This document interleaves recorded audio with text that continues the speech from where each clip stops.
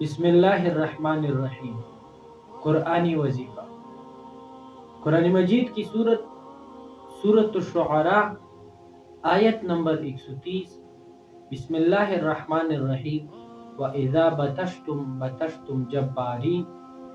یہ آیت زہریلی جانور نے جس کو کاٹا ہو تو اس کے لیے ہے، اور اس کا طریقہ یہ ہے کہ جس جگہ جانور نے کاٹا ہے اس کے گرد اپنی انگلیاں گھماتا رہے اور ایک سانس میں 7 مرتبہ اس آیت کریمہ کو پڑھ کر اسی جگہ پر دم کر دے۔